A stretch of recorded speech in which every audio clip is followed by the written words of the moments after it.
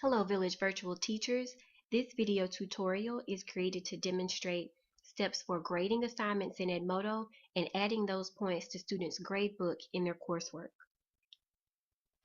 Beginning in the Edmodo home screen, I'll start in the Economics group as that's my class for this summer, and I'll click on Economics Summer 2014.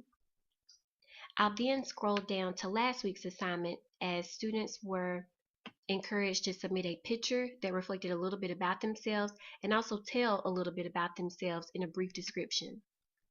I have one student this summer, and this student did submit the assignment, as I can see from the box here that one did turn in this assignment.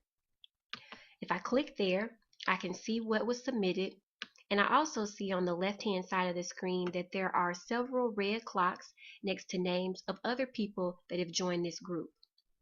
This red clock simply means that Edmodo is waiting for them to turn in their assignment. It's kind of a red flag to me that these are the ones that have not turned in the work.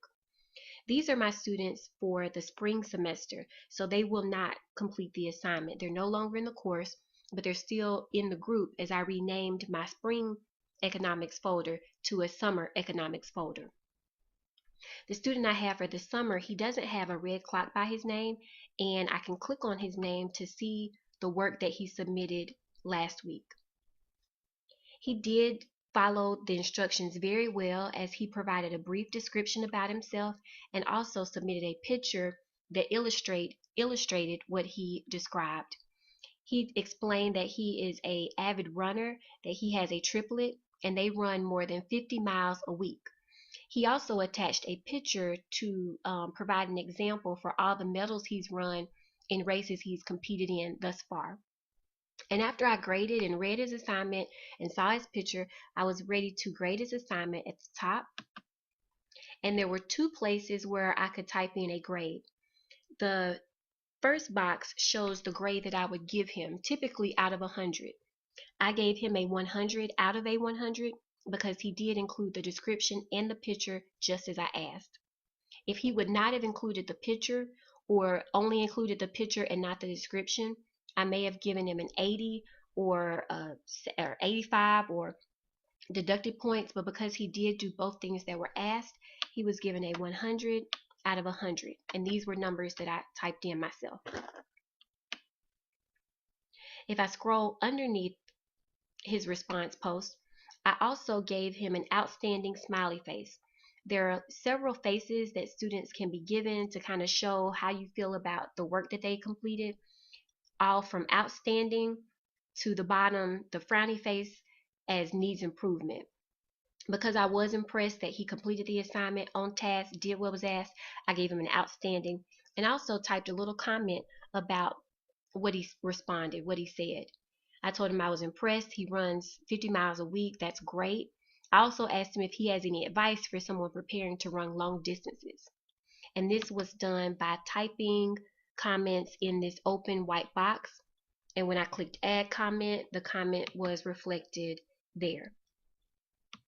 Now that his assignment has been graded, I can then go into Compass, and that's the gradebook for the economics course, and add these points to an activity quiz. So in the gradebook, I can see that for the first quiz, he made a 100. So I can't add any points there because he's already reached the maximum point value. If I look under the second activity quiz, he's made an 80. So I can add points in that area. In the instructions that I provided last week, I told him that each Edmodo assignment would count 15 points. So I'll add the 15 points that he earned from last week's assignment to this quiz and change this grade to a 95 by typing over the 80. I decided to give 15 points instead of 10, 20, or 30 because this is a note to me that if I'm ever looking in the grade book and see a 5 at the end of a number, I know that those are either points he earned in Edmodo, or if he didn't turn in the assignment, points that were lost in Edmodo that I'd reflected in the grade book. At the end of the semester, if there are any questions about how Edmodo assignments were graded, I can simply go in and look and see those 5s and kind of correlate that with which assignment that possibly could have been to communicate about how Edmodo assignments factored into students' overall grades. I've also found in the past that by grading the assignments and putting them in their coursework, it kind of gives students a little bit more incentive to complete the assignment and then to engage regularly with Edmodo throughout their coursework over the semester.